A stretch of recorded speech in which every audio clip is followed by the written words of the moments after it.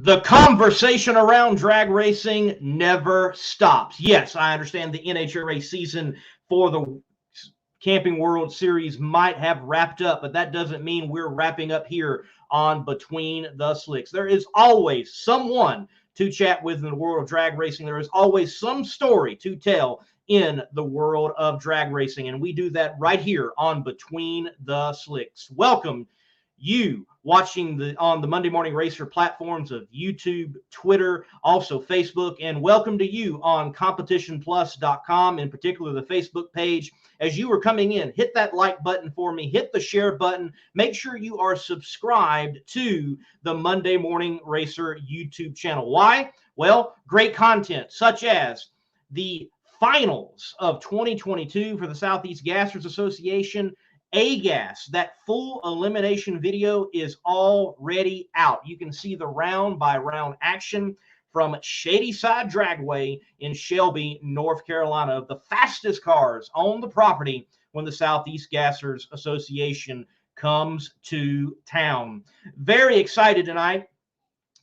Tonight's guest, I think, represents in so many ways what I like to do with this show. Many of you know, certainly love talking to the drivers of the biggest names, like we've had Robert Height on the show, Cruz Petragon, many other racers, to names that you should know about in Sega, PDRA, Funny Car Chaos, and elsewhere. But the drivers, if you will, are the pieces of the tire that are the contact patch. They're most visible. They're the ones that the rubber hits the road, but there's many other pieces in that tire, in that wheel, in that whole assembly that makes drag racing, well, get down the strip, if you will. And one of those individuals that has been doing it for decades is Murf McKinney and his McKinney Corp.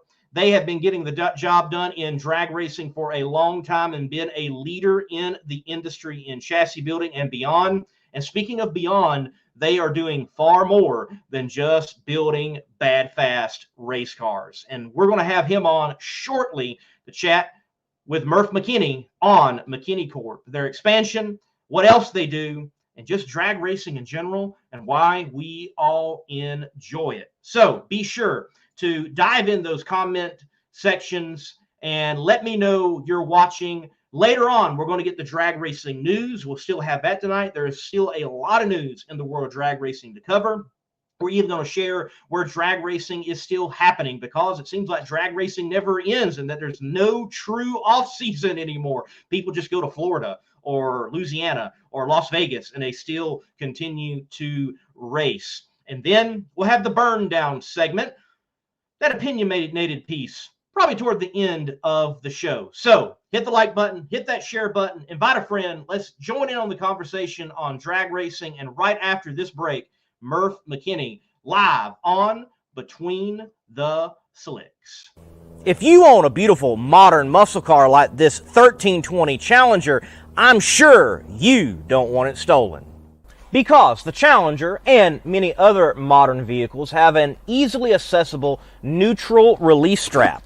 That was your coin holder in your central console, and beneath that there's this red cord that someone can pop, put it in the neutral, and potentially easily steal your car. But at Destroyer1320.com, they have the TDS, Theft Deterrent System, which is a cover over that strap using factory mounting points so that you don't get popped by a thief. So make sure to go to Destroyer1320.com using promo code MMR for 15% off and get your Theft Deterrent System TDS and steal the thieves' hope. Murf McKinney, welcome to Between the Slicks. Thank you for the time, sir. Yes, Lee, thank you. Well, I appreciate it because in the world of drag racing, as fans and even as media oftentimes, we get to see the yellow brick road. We get to see the jade and emerald castle of the land of Oz, of drag racing, if you will. But to see Oz himself, it's so rare. But it's cool that you're pulling back the curtain. We get to talk to you. We get to hear from you, one of the legendary chassis builders in the sport of drag racing and certainly beyond. Let me say, though, first of all, congratulations, because it is so good to hear that a drag racing entity that is a manufacturing facility is not just about drag racing, but it's even in the commercial side, and you've even made acquisitions just this year. Congratulations. It has to be fulfilling to see your baby do so well and be successful. It is. I've been very blessed, Lee, and we're crazy busy right now. And you're right, we're not all motorsports like we used to be, and that's by design. And it's working out very well. Well, I'm certainly glad that it is working out well. And speaking of acquisitions, why Tommy Waters Race Cars? You know, I got that press release maybe 3-4 weeks ago, put it out on Monday Morning Racer, and even shared it here on the show. So very cool to have you right here and talking about it. Why in particular a group that's in Indiana looking at a group in Florida and putting that under the McKinney Corp umbrella? Well, Tommy and I had talked for a couple of years before we actually made the acquisition. It's an SFI product. I'm very heavily involved in SFI. I'm on their board. And so a big believer in the safety aspect of SFI. And Tommy and his wife were running this. I'd been down there a couple of times to visit him, and he was ready to retire. And that product fits very naturally into our manufacturing business with the resources we have. So it was just kind of a natural to take into that if we can take and put our brand name on it and carry it forward for him. The other thing was that he makes a lot of transmission shields for the oddball transmissions that nobody else makes. I mean, everybody makes them for a Power Glide, but he makes them with the GM Metric 200 and all kinds of oddball transmissions. So that was what was really enticing to us. Well, making a way for those that might have it as a challenge to find their particular part or piece. And I certainly have heard that over the industry. I've encountered many people. They say, oh, yeah, you got to call McKinney to get that. They're like the only ones that have that. And you all are filling that void for sure. Now, that's a motorsports acquisition. You said in an interview that the business is almost half motorsports and half commercial now. And I understand that, you know, a lot of motorsports companies of your capacity, they dip into aerospace technology and other elements. So what is McKinney Corp doing that has nothing to do with racing? But if it wasn't for the racing, you probably wouldn't have the ability even to do it. You're absolutely correct. In 2008, when the economy took a turn to the south, we diversified into some commercial work. And we wanted to try, our goal was to get to 50% motorsports, 50% commercial. And we're there. That's a very good balance for us. And because in motorsports, what you build today, you're not going to be building 6 months from now because it changes so quickly. You had to learn how to get in and get out of a job on short runs and do it efficiently so you could make money. So that lends very well to doing work for businesses that do prototype work or short run jobs, and so it primed us for that kind of work. So we do a lot of work for Caterpillar and for Subaru has a car plant across the street from us. I'm over there almost every day. And we make all kinds of oddball stuff, special sockets and tools and fixtures and machines for them. For Caterpillar, we do a lot of what they call proof design, but it's prototype work. I went together with Al Lowe from AED Motorsports 3 or 4 years ago, and we bought a tube bending business. Moved in Chicago, we moved it down to Indianapolis, and he runs that down next to his shop at AED. And that allowed us to do a lot of work for Caterpillar. Tube bending has been a chronic problem in the Midwest for a lot of years. And Caterpillar always had problems getting tubes. If you look at a Caterpillar generator or engine, there's just all kinds of tubes everywhere in those things. So we bend those down at our facility in Indianapolis, and then we make the flanges and the brackets and the fabricating and pressure testing here. And it's all been good. Wow, that is definitely a much larger reach than I think most people realize for McKinney Corp. When they think McKinney, obviously they think funny car chassis and drag, rail chassis and so on. So before we dive really deep on the motorsports side, you mentioned several facilities. The one in Lafayette, Indiana, let's talk about it. What's square footage? What's the capabilities? What can you get done, and what is housed in this particular place? We have the shop is 20,000 square feet. The office space is about 3,000 square feet. We have 2 water jets. We can cut up to 14 inches thick of any material known to man on the water jets. We have CNC punching, CNC press brake, several welding stations for both MIG and TIG welding. CNC, we have 3 CNC mills, CNC lathe, as well as the manual machines. So we're pretty well versed. I used to tell people we can make a little bit of anything and not a lot of nothing. But last year we built 20,000 trap bars, which is it's a fitness bar that it's a hexagonal bar that you stand in the middle of, put weights on, and do deadlifts with for the military. And we built 20,000 of those things last year. So we proved to ourselves that we can build a little more than a little bit of nothing, not a lot, and not a lot of anything.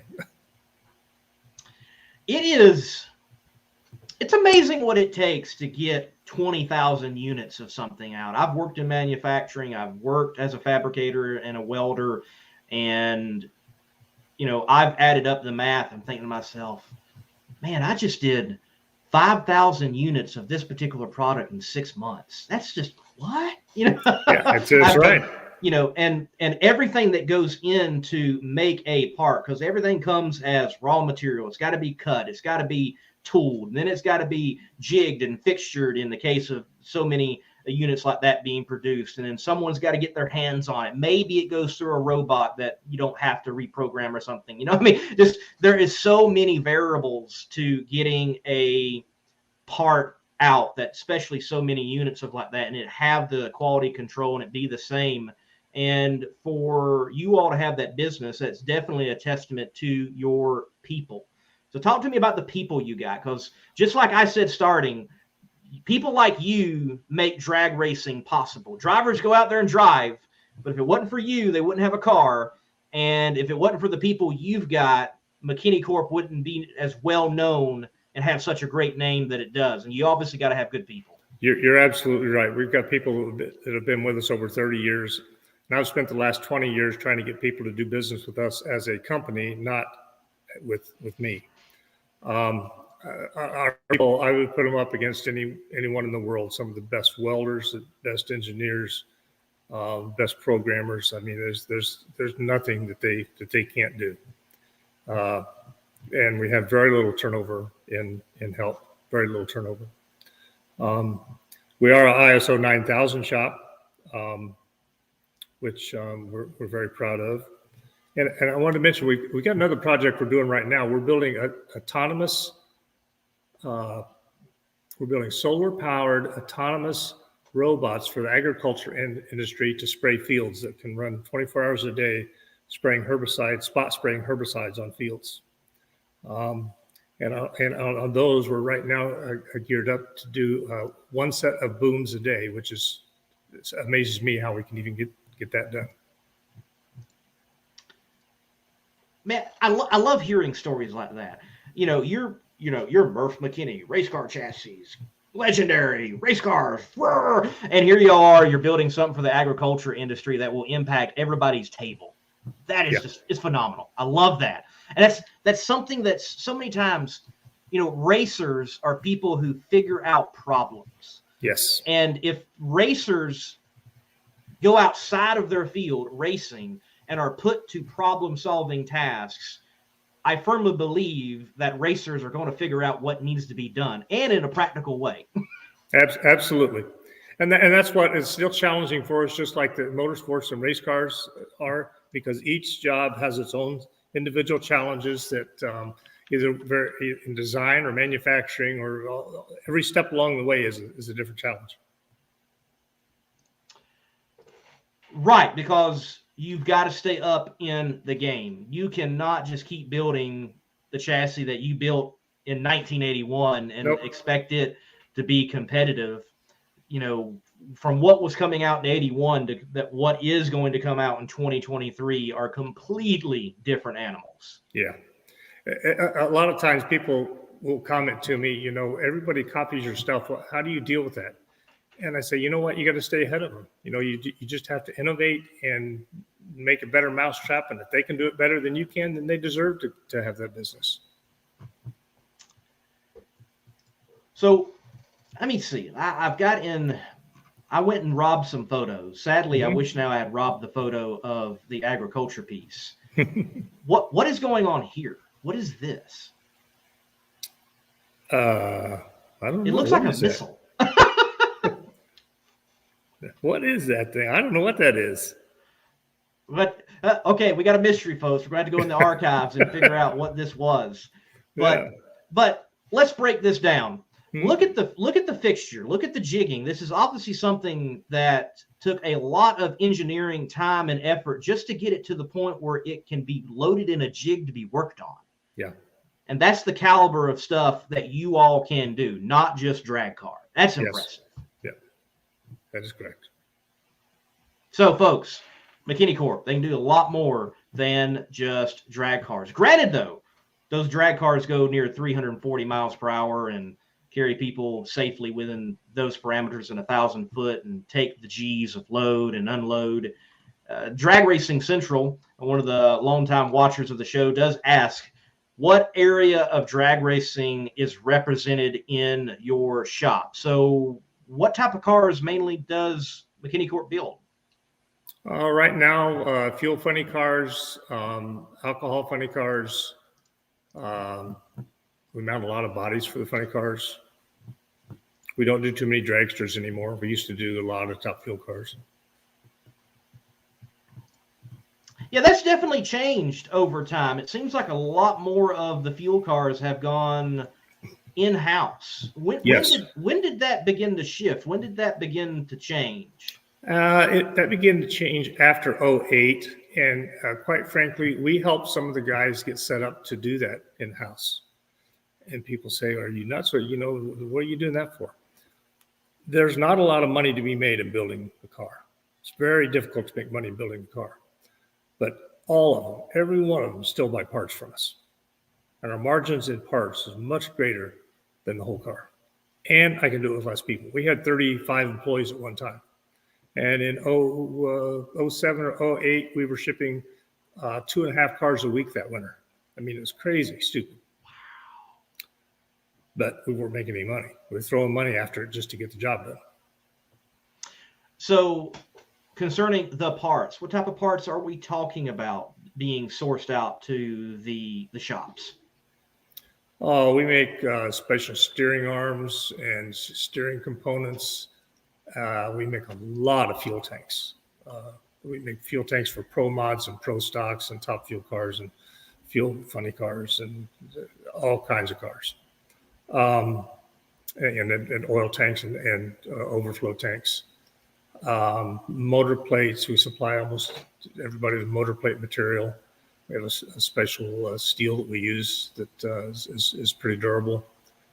Some of those shops buy their tubing from us because we pull test every piece of tube 1 inch or larger. We cut 10 inches off of each end and we pull test it to qualify that piece of tube before we use it or sell it. So a lot of the guys will buy the tubing from us also. All right. Yeah. Well, I mean, stellar. There's more capability that they might not have that you've got, and that is important to know. What are those strengths of the elasticity and tensile and brittleness and so on for that particular rod before it goes to being a fully formed entity or whatever part it may be. So Justin Calkins asks, what does Murf think of the Nostalgia Top fuel dragsters he has built recently? So how many have been built here recently, Murf? We've only built 2 of those cars. I'm sorry, we built 3 of those cars. They're a lot of fun to build. Tyler and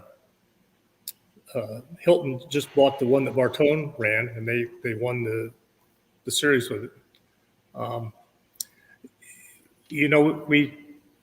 When we first built the first one, I called and talked to Garth about front engine cars and why they did what they did. And then we applied the same engineering principle to it as we did the fuel cars, funny cars and dragsters. We created a model, ran it through our finite analysis system, balanced all the stresses in the car. The first car that we built for Bartone, they said, they put a camera on the car and they said, when it hits a bump out there, the front end comes off the ground and you can see daylight between the tires and you can't steer it. I said, really? So we went back to our FEA model and checked it at different frequencies. And sure enough, there was a frequency where the thing would just go nuts. So we built another one and we changed the structure to dampen that frequency so that the frequency would be at a much higher hertz. And it fixed it, went out and never did it again.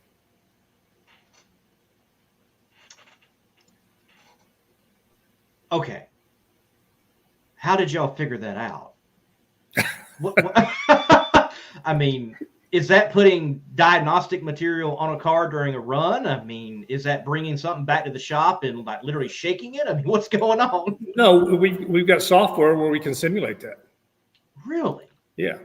Yeah, we can tell you what the stress is and how much it moves in every tube in the car. Wow, that is impressive.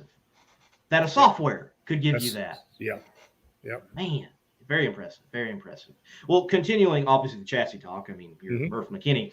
Tom Savage wants to know, what are your thoughts on the chassis needed for the injected nitro cars that are coming up? They're going to be allowed in top alcohol funny car. Do you see any changes in what has to happen with the geometry, if you will, for a chassis with what loads they're going to be experiencing? Yeah, it's all about, a race car doesn't know it's a race car. It's just a hunk of metal. And all it knows is what the laws of physics tells it that it knows. So where the center of gravity is of the car to maintain optimum performance is going to have to be found. But it's going to be, when you take that blower off the top, now you've lowered the center of gravity of the car. You're going to pick the center of gravity of the car up and move it back. So picking the motor up, moving it back a little bit is probably where we're going to end up with those cars. All right. Yes, some different thoughts going into it. Interesting. Well, let's dive into a little bit of history with Murf McKinney and McKinney Corp. So I was hunting around the internet, looking for photos and doing some research, and I came across this funny car. Yep. Is this something you sponsored? Or you driving? What's going on with this machine? That's me. That's me. I bought that car from Fred Goski in California, and Jim Hume mounted the body on that. I went out to California, picked it up, and my wife at that time and I campaigned that car in the Midwest South for 2 or 3 years probably. Very cool. Like, I honestly did not know you had any driving in your background. You always hear chassis builder, and that's it. I didn't know there was any driving involved. So I started driving in 1973 in an injected fuel funny car. That was the first car I ever had, was a injected fuel funny car. And then I drove until 1974. I finished with Larry Kugel. He was actually an in-law to me through my first wife, and I got him started in racing. And he bought the first car that we ever built, and I crashed that car in Milan, Michigan, and that probably sold more work for us than anything we've ever done. I rolled it like 8 times, and I came out of it with a sprained thumb, I think. And after that, people just started calling. Right. You go through something like that, your name gets hey, this dude survived. We need his car. There you go. So way back, what bit you and got you into drag racing? For me, we talked a little bit off air. Obviously, my dad, he got me into drag racing and where he was early on in the sport. But was it for you, that first visit, or did a friend take you? How did it arise for you to become involved in, and what snagged Murf McKinney to get into drag racing over going into engineering or military or baking or basket weaving or whatever else? Well, my oldest brother, Roland, he had a gas dragster. I believe it was a D-gas dragster at the time, front engine car. And there was a local guy here that built his car for him. And I just hung out with the local drag racers. He'd take me in after school, and we'd stay till 8 or 9 o'clock at night at this Denny Russell's fabrication shop. And then I'd go to the races. I just hung out with him. And then he had several different cars. He had an injected fuel front engine dragster later on over the years. And it was all I knew. I just loved it. My dad was a mechanic my whole life, and he wasn't. He was busy working, trying to feed all us kids. But I would have my car out in the driveway, and I'd start it up, and I'd come in the house, and I'd say, "Man, it just doesn't sound right. There's something wrong." And he'd just look at me. He says, "The timing's off." I'd look at him and say, "Really?" He said, "Yeah." And sure enough, I go out there, and the timing was off. So I just got bid at an early age, and that's all I ever wanted to do. And I'm from the School of Hard Knocks. I could have and I should have went to school, to college, and I didn't, because I just wanted to get out there and go race. And I did. That's what I did, and it was good to me. But that being said, Purdue University here has been extremely good to me. We do a lot of work for them. But when we had things we didn't understand or didn't know, I'd find the dean of that particular school, and I'd make contact with him, and I'd lock myself in a room with him until he could make me understand what I was asking. And there were several professors here that did that for me. Now that is gumption. I like that. I'm going to learn it. Maybe not the way that you're supposed to, but I'm going to learn it. I'm going to get it. I'm going to keep moving forward. So that's a cool story. You don't have to do it the right way. We actually, there's a guy that I can't think of his name right now, that wrote a book on vehicle dynamics up at Detroit, University of Michigan. And I got this book and I read it, and I called him. I got a hold of him and I said, "Todd and I would like to come up and talk to you." He said, "Sure." So we went up. I drove up to Detroit and sat at his dining room table, the guy that wrote this book, and he explained to us the questions that we had and how it applied to drag racing. And we brought that back, and we still use those principles today. And that book now is a standard issue in most universities for teaching vehicle dynamics. Got it from the author himself. Yeah, it was cool. Yes, sir. That had to be a cool moment. Now, McKinney Corp, you go into the About Us on the webpage and elsewhere, it's going to say 1981, startup, established, formed, founded. What was the transition point from driving, maybe doing it on the side or whatever else you were doing, and saying, "I'm going out on my own and I'm going to craft a company"? What was that moment like? I'm sure it's exhilarating and it's frightful all at the same time, but why in 1981? It is.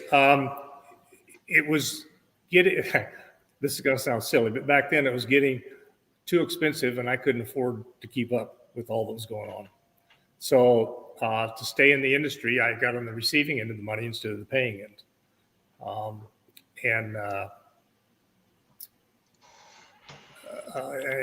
it's worked out well for us. I thought I could build a better mousetrap.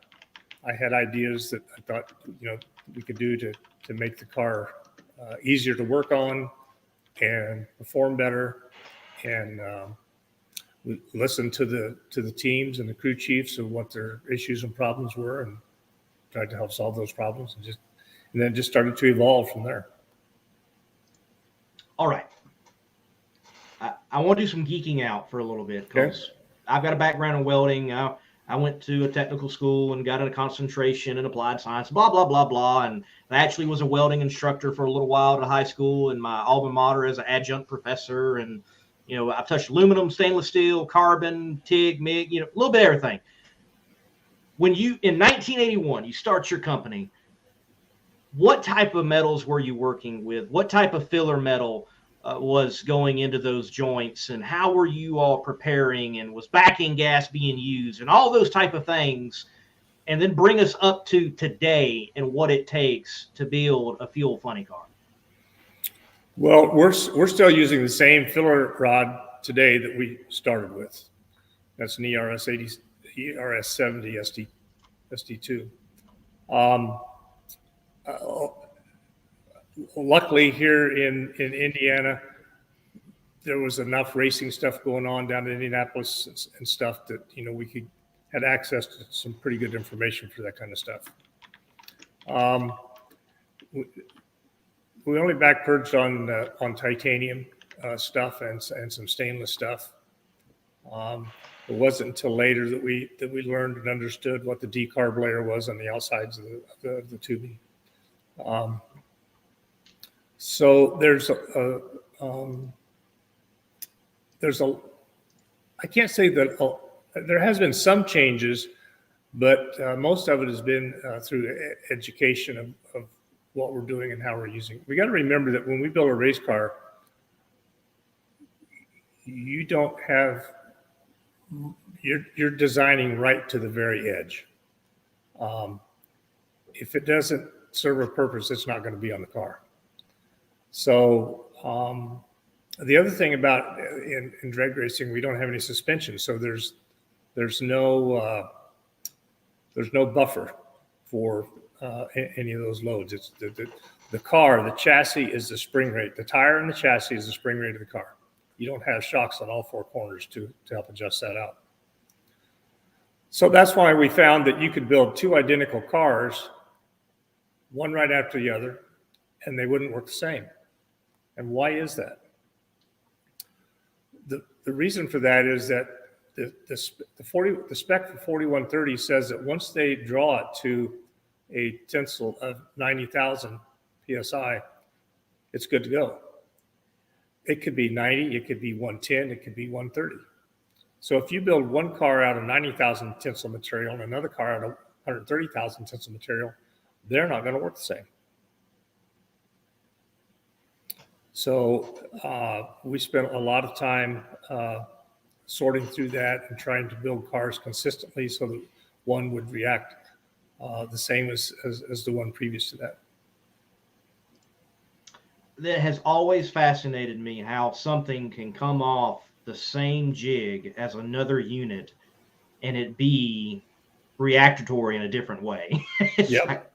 And it go, like you mentioned, it goes down to the metal, and I know, I've seen processes here lately. They are even attempting, I'm sure you all have attempted, you try to hire individuals that have similar welding styles so that heat is put in the same kind of way and for the same amount of time and same amount of filler metal. And it gets down even to the human level of, can we mimic side to side and keep contraction and expansion rates the same? Mm-hmm. Yep. I mean, you think about it, having a welding background like you have when you're welding up the back half of a dragster. From the back of the motor plate to the rear end, there's just four tubes going back there, and there's not much holding it in place. And when you weld it, it moves all over the place. But you expect that coupler to line up and sweep that in with an indicator within 5 thousandths. How do you do that? You have to learn how to do that. Yeah, right. You do. Yes, it is. What you all are doing is, I don't know, it's nigh rocket science, honestly, for these cars to do what they're doing and for them to survive as long as they can. And like you said, spring rate, it is the car. It's if we could have all the data that was possible and what's happening in a run on that chassis, I think we all would be blown away. I think even a seasoned vet such as yourself would probably be blown away. It's just nuts. It is. It's pretty scary. And, yeah. and I've got to say, I agree with you.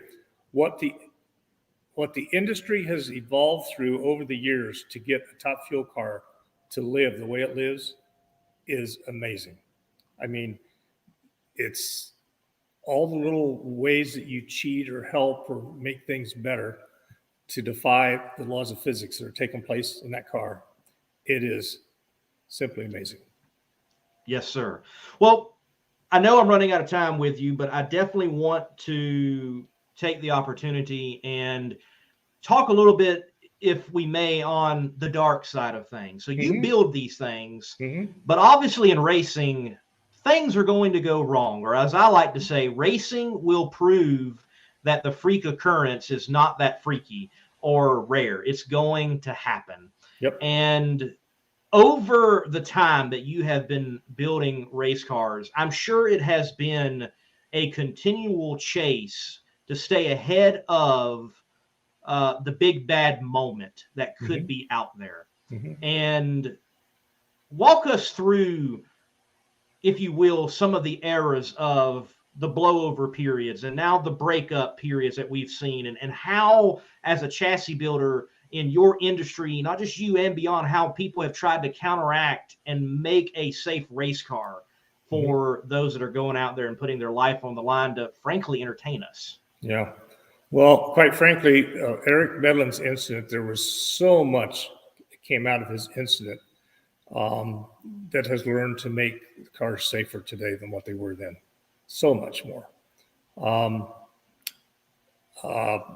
John Medlin was a part of that and push behind a lot of that stuff too. But what we know today from that incident, everyone out on the track is reaping the benefits from that. But you have to just look at and see, like the software that we use. It tells us when we're getting close and what you need to do. Not everybody believes it, and not everybody buys into that. And they say, look, we've gone all year and we haven't had an incident happen at all. Why do we need to be changing anything? Well, the data says that we're there, so it's just a matter of time. So when we have an accident like that, we all get very safety conscious and everybody jumps on board. And then as time goes by and winter comes and we need to make the cars lighter, some of that stuff that's not mandated falls off the car and goes away, and the cars get lighter because we got to go faster. And it's a vicious cycle. It's just human nature. What do you feel is out there on the edge that needs to be additions to Top Fuel dragsters, to fuel funny cars, alcohol funny cars? For example, it has fascinated me with the technology I see elsewhere in other forms of motorsports, like NASCAR. They move the driver a little bit more towards center, and they put a big foam block in the side of the door and a full metal sheet over the roll bars. And I look at like a modern Top Fueler, and I think to myself, would it be possible to have that collapsible foam fully encasing the driver's box, that when it does separate, if it does separate, there is some more cushion, not just what is inside with the driver, those type of things. What do you think's next for safety? Well, and this is my opinion, and that is our data shows that the front halves of the Top Fuel cars need to be beefed up a little bit.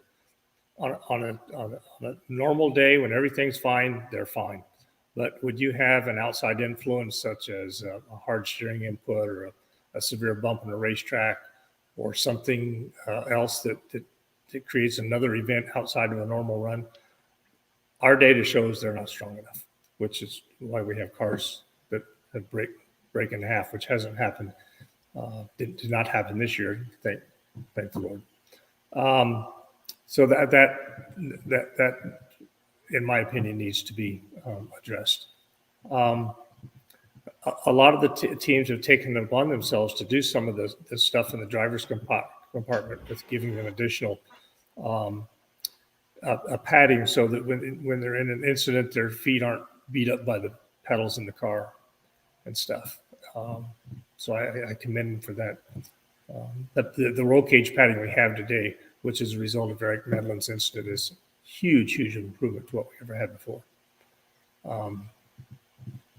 So on the poured seat inserts, which is pretty standard now in most all forms of motorsports, and the head and neck restraint, those are all very positive things that The driver is the weak link in these cars. There's no question. The human body is the weak link. By the way, Rob Flynn, yes, that Rob Flynn says hello from Scrappers Racing, Awesome. Legendary man in drag racing himself. So just a couple more questions. Waterbug 85 does want to know exactly how expensive is chrome moly. So out there on the industry, give me a scale. Like we got plain Jane carbon steel all the way up to uptanium, if you will. Where does chrome moly fall on that scale? The chrome moly, compared to a lot of other materials, chrome moly pricing hasn't moved the needle as much. It's still, anywhere from $3 to $5 a foot. Okay. And we paid almost $5 a foot for 3/8 stainless steel tube the other day. So in comparison, it hasn't moved much. All right. Wow. That's good in this inflated world we live in. Yes, it is. Tom Savage, he asks, how do you feel about the cockpit cars in Top Fuel right now? What are your thoughts on those? You mean the canopy cars? Yeah, I mean they certainly have all their pluses. There's some negatives, and they have their pluses. So you just have to weigh the pluses and minuses to see how it fits your program. Are they safer from objects and intrusion coming in? Absolutely. Is there a possibility you might have problems getting out of the car once you crash it? Maybe. They weigh more. If you can carry the extra weight, you got to have a fire system in the thing when you have a canopy car. But you just have to weigh the pluses and minuses and see how it works with your program. With you mentioning objects coming in, hitting, do you think we'll get to a point where even a open air car for a top fueler, if you will, that they'll have more tubing in such a way that might be like a F1's halo or the IndyCar's windscreen, just to make sure that windscreen now is enforced with thicker Lexan so that there would not be anything to penetrate at the speeds in which they're going? Well, the canopy cars have a 1/2-inch thick windscreen in them, so they're pretty stout. But the open cockpit cars can only have a 3/16 windscreen. Would it be a good idea to put a halo type structure at the top of that windscreen? Absolutely. Yeah. It's one of those things where it's more weight, and if it's not mandated, yeah, guys aren't going to do it. Right. Right. I've had some conversations. I work out there with a couple of teams, and I've looked. I love to study the chassis. I love. My dad had a chassis shop. I love welding, and I look at them, and I'm thinking to myself, I'm like, why don't you have padding right there? I would want padding right there. Yeah. Well, it's not mandated, so we don't put it. There you go. So I asked a nostalgia driver who was in my shop, and I said, in nostalgia racing at that time, Nomex underwear was not required. I said, do you wear Nomex underwear? He said, no, it's not required. I said, do you know how much extra time Nomex underwear gives you versus no underwear? Yeah. No. And when I told him, he said, man, I ought to wear that. Yes. Right. So, yeah. Right. I worked for Buddy Hull, and Buddy made a statement one time, and I have to agree with him. He said, the safety rules are there to preserve our life, but not necessarily our quality of life. And we should go beyond what the rules mandate. And people have to take it upon themselves to do that. But I think that was a wise statement. That is a wise statement. Him looking over drag racing. Well, Murf, look, I've held you for roughly 40 minutes. I got one last question. Okay. And we'll let you go. And this has certainly been an enjoyable time. I appreciate your time. When I worked as a welder, I always wanted to go work on a shipyard and build a big ship or a sub or something like that. And I never got the opportunity. What do you still want to do with your company that's like a dream? we never stop dreaming as humans. So what is still out there on the radar, the landscape for McKinney Corp? You know, the satisfaction that I get is seeing the employees being able to make it a career. And I'll give you an example. The young man that builds all of our tanks, he came to us from up in northern Minnesota, right out of a technical college, came down, met his wife, got married, bought a house, has kids.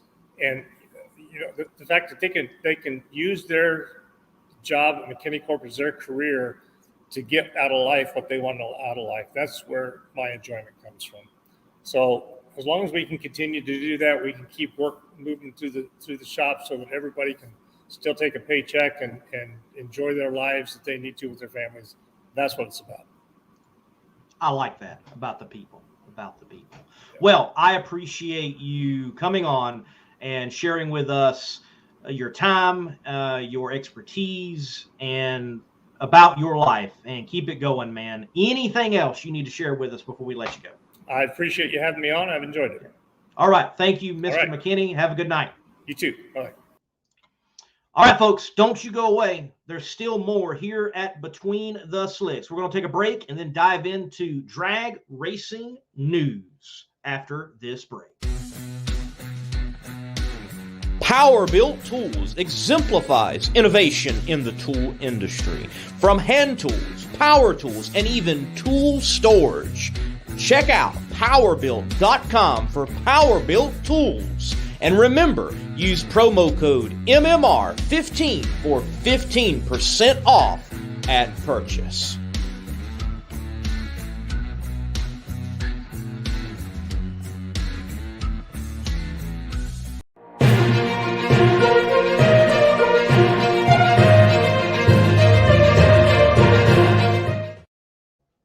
And now in drag news, what is happening in the world of drag racing? Yes, we might have wrapped up the Camping World Series of the NHRA professional ranks, but that does not mean drag racing is over. No, there is still a lot of information rolling out. I love my Southeast Gassers Association racers, and they announced their schedule today for 2023. 10 races across the Southeast, and even that little oddball one there in Ohio at a great track, Killcare Raceway. But they will begin their season in March at Silver Dollar Raceway in Reynolds, Georgia. They move on to their de facto home, if you will, Shadyside Dragway in Shelby, Moxville, North Carolina, and Farmington Dragway, Knoxville, Tennessee. And Knoxville, Tennessee gets 2 races. Many people have been asking why 2 races for Knoxville. It's very simple, because of the fan base and the turnout. That is why they're getting 2 races in 2023. Orangeburg, South Carolina Motorplex, London, Kentucky, went up there this year. London Dragway, great facility. They enjoy their gassers up there in Kentucky. It's a great place to have a race. Gulfport, Mississippi is a new one on the list. They will be down there in Mississippi on the bayou. You can see they got Cruising the Coast on the list of the schedule. So they're going to make a trip down to Gulfport, and then they end the season, as they always do, at Shelby, North Carolina for their championship finals. Continuing in drag racing news, Ken Singleton, who I had on this show, he gave his first on-air interview about his incident at the Texas Motorplex, the bad fire that could have very well taken his life, but did take some fingers and enjoyment of life, if you will, that we would normally understand. He's going to be a part of the Thanksgiving service at Bible Baptist Church near his hometown in Oklahoma. You can see more information on High Risk Racing, but he's going to give his testimony. And he's going to share about what happened to him. So if you're in the area, again, go to High Risk Racing. You can find more information. Go hear what Ken has to say. It is a remarkable story of what he went through. And if you're not able to make it, episode 100 of Between the Slicks, archived on the YouTube channel. You can watch it there. You can see him tell his side of the story that many people get wrong. the facts are out there, and some people choose not to heed what happened to Ken. They think because it was an outlaw series. No, it's not because it was an outlaw series. It's not because Ken wasn't wearing the right stuff. It's because something freakish happened, and it exposed a gap, if you will, in the rules, in safety. Kind of what we were even talking about with Murf there just a few moments ago. Speaking of Funny Car Chaos continues to announce its schedule for 2023, and it announces the first ever Funny Car Chaos East Coast trip. They are going to go east to Maryland International Raceway, August 25th, 26th, 2023.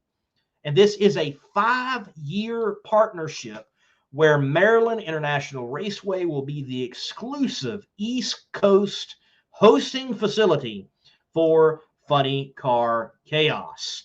Continuing the news of, well, funny cars and nitro and long-standing traditions in drag racing, March Meet, March 2nd through the 5th, 2023. They're at Famoso Dragway, Bakersfield, California. Spectator tickets and racer entries on sale now.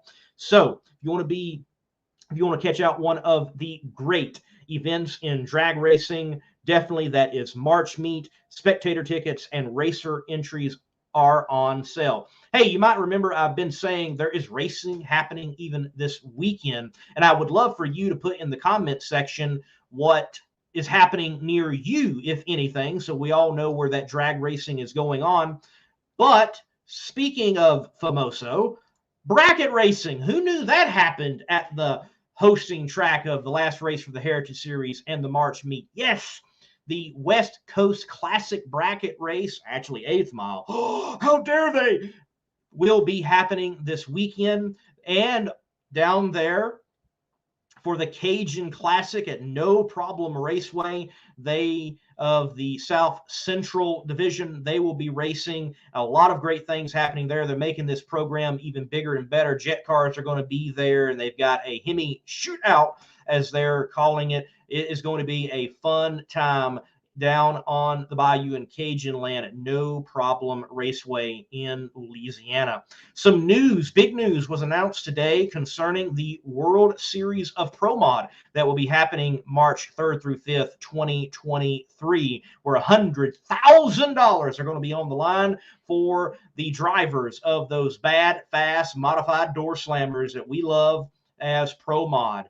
Getting their due, though, the Mountain Motor Pro Stockers are going to have an opportunity of the Mountain Motor Pro Stock Invitational at the World Series of Pro Mod to run for $25,000.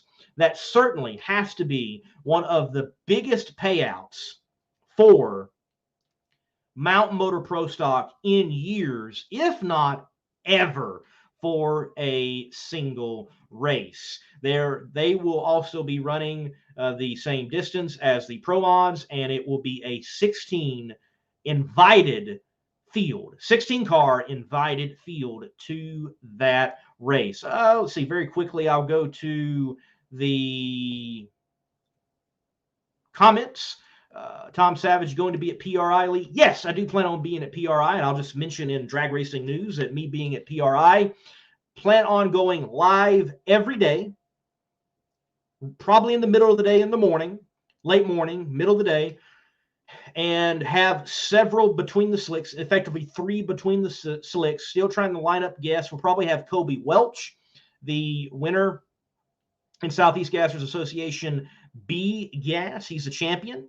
And also plan on chatting with whoever else we can snag of the world of drag racing. I know I've been texting Madison Payne, who won over Tony Stewart in Top Alcohol Dragster there at Las Vegas. Want to get her on the show. Maybe that can happen at PRI if she's there. But yes, I plan on being there one day. As many of you probably watched on Competition Plus Power Hour, I've got to wear a chicken suit and go do some photos with the chick magnet himself, Leslie Horn, there in the Scott's Wires booth, the AGAS, Southeast Gassers Association champion. And by the way, Tuesday night, I will be live from his shop, and that is the next Between the Slicks guest. We're going to be talking with the A-Gas champion in Southeast Gassers Association competition, Leslie Horn, live on location. Tom, maybe we can work that out and have Brian on again.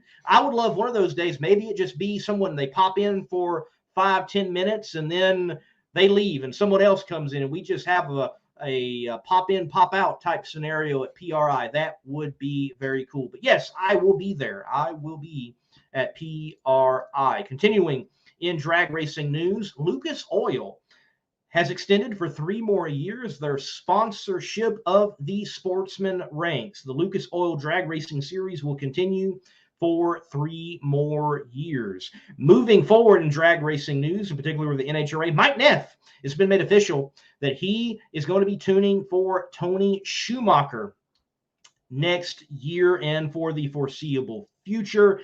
The silly season has already started, and the tuner carousel, if you will, of who is going where, who is staying, who's just not even going to be in the game at all. Competition Plus ran this story, and you can go read this on competitionplus.com, and I highly recommend that you do. Gil Kirk and Greg Stanfield, they're teaming back up, and should be a familiar name to you all because that Gil Kirk is the man behind the Rod Shop. That branding, Greg Stanfield is going to get behind the wheel of a car once again, the factory experimental class, and it's going to pay homage. It's going to look very much like what Butch Leal would have ran back in the proverbial day, and that is a good-looking hot rod. You know what this also means? There's more news rolling out. We're getting conceptual designs of what these factory experimental cars are going to look like. That's a good-looking hot rod. Very well could be something in the future that we see as Pro Stock and not what we see now. Whether or not you're a fan of Pro Stock in its current form. I am a fan, but I'm excited about this class coming on board and seeing what it very well may become. Good to see that news is coming out. At Pomona, champions were decided. Rolling into the event, we knew that Eric Enders was the champion in Pro Stock, but it had not been decided for the other professional categories. Matt Smith cements his GOAT status, honestly, one of the greatest of all time, because of now earning his 6th championship and with plenty time to earn even more wins and championships. He earns his 6th championship there in Pomona, and he has to keep on this reoccurring theme of going into the sand. He needs to continue that as well. Ron Capps picks up his 3rd championship, his 2nd in a row, a back-to-back championship, a feat that hadn't been accomplished in Funny Car for something like 20 years. You have, in essence, a flip from the time Robert kind of stole one from him. Ron steals one from him now, and Ron Capps is your champion as a driver, as a car owner, as a marketing pursuer, partner, creator, all those things wrapped up in one. He has earned another championship, and I think that's good for drag racing. So good to see that for Ron. He definitely has put a lot of hard work in to accomplish that, and I like what happened in the final. As many of you know, Ron could have lost the championship by losing points if crossing the center line, even if it was before the quarter-mile mark after finishing and completing the race. It's a safety rule. I get it. I understand what they're doing. They don't want you crossing into the other lane and hitting a car and that mess happening. I get it. But that could have cost him a championship. But he goes out there and he sends it. And he mentioned on the Wes Buck Show that if he didn't shut it off early, he might have even beat Cruz and got the win. Very cool move of Ron. Even though he was encouraged and told to do elsewhere and otherwise, he goes out there in front of fans. And he even mentioned that on the Wes Buck Show. He said, I'm backing up in my car, and I'm thinking to myself, man, I can remember being in the stands, and I can remember someone kind of laying over. I can remember someone just doing a single. I can remember someone just not putting it all in there, and it just sucked. And he's like, I'm sending it. And he sends it. What a beautiful capstone it was to the finals there at Pomona. That was good to see. Brittany Force, she wins the championship in Top Fuel, her second championship in NHRA Camping World competition, and showcases that she has definitely turned it around. Last year, many people were seriously critical on her driving, in particular her reaction times. Well, she did not just enough, but plenty, and won a championship over what many may very well consider the stiffest competition that NHRA Top Fuel has seen to date. She stands over them all as the reigning champion from 2022. Camry Caruso is your Rookie of the Year, coming from the Pro Stock ranks. Definitely notable, a #1 qualifying effort, and also a Houston final round visit, losing to the eventual champion, Erica Enders. Well, that is the highlights of drag racing news. And yes, I agree, Drag Racing Central, only rookie, basically. I mean, she wasn't the only. But I will say this. I think it would have been hard when you compare to other years, except for the year that we had with Justin Ashley running for his rookie year, and Dallas Glenn, and the fight between Josh Hart and Dallas Glenn that year in particular. It's kind of hard in drag racing to say, okay, we got a serious Rookie of the Year fight, but she definitely earned it. It's not just because she was full-time. It's not just because she was there, showed up to all the races. It just wasn't a participation trophy in this sense. No, that team performed well at times and got themselves in the spotlight, and therefore the spotlight also of being Rookie of the Year. Rob Flynn chimes in and says, Caps really gave the fans a great race. That surprised everyone that understands the implications that they had to deal with. Rob Flynn, a champion in many ways, a race winner in many ways, says it, and from the perspective of a crew chief, that, yeah, they were all kind of shocked. We all were kind of shocked. I wouldn't have blamed Caps for just, cruising on down there. But he didn't want to do that against Cruz, for sure. I like how Caps on the Wes Buck show is like, I hate losing against Cruz. That was funny, and I'm glad that those competitive juices are definitely flowing and out there. I want to close in my burn down segment, the opinionated segment, certainly of the show, from the desk of the Monday Morning Racer. And it lines up well because Murf McKinney mentioned this man, John Medlin. John Medlin retired after this championship and after this win. And I like, with the article on competitionplus.com, that as he's going out, there still is a focus on safety.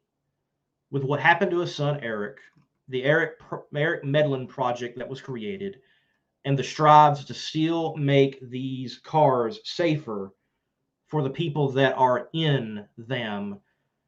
And what matters the most, ladies and gentlemen, we at times may want to argue over the distance. We may want to argue over the shape of the bodies. We might want to argue over speeds, long smoky burnouts, throttle wags, entertainment or lack thereof, whatever it might be.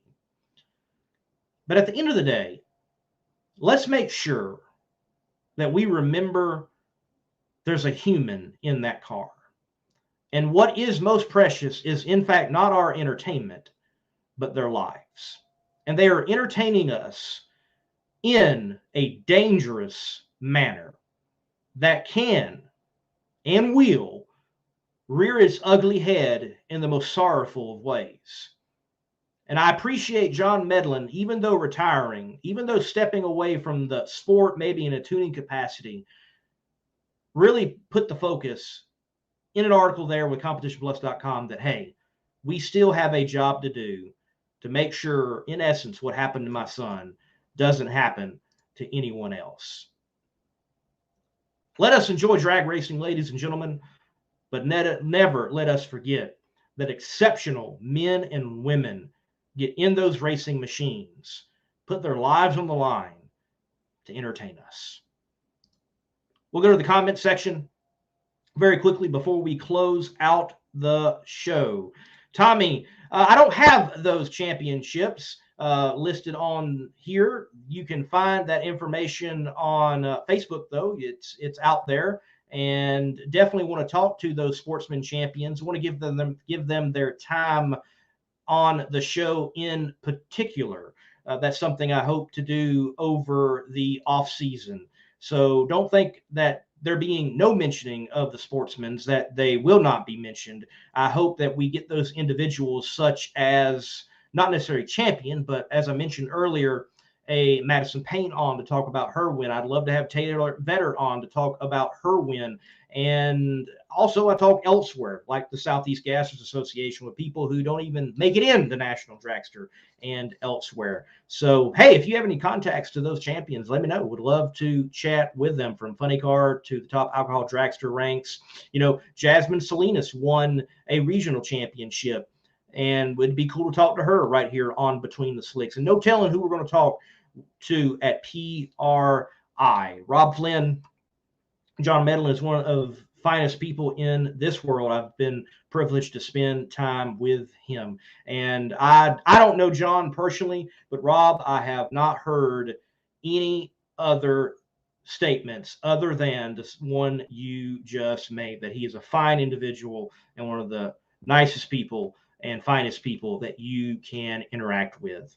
Ladies and gentlemen, it was great to have Murf McKinney on Between the Slicks tonight, where we talk about it all in drag racing, from the NHRA, PDRA, Funny Car Chaos, to the drivers, the crew people, and the people behind the scenes, just like a Murf McKinney. Great to talk with that legendary man within the sport. Thank you for watching along. Hit that like button for me as you step out. Hit the share button for me, and we will do it again, not this coming Thursday at 8 p.m., which is the typical time, but because of Thanksgiving, we're going to go on location at the A-Gas Champions Shop. Leslie Horn, driver of the Chick Magnet, and talk to him about Southeast Gassers Association drag racing and his championship in 2022 in A-Gas. That's going to be Tuesday night, 8 p.m. Eastern Standard Time. Until next time, ladies and gentlemen, God bless and keep the pedal to the metal.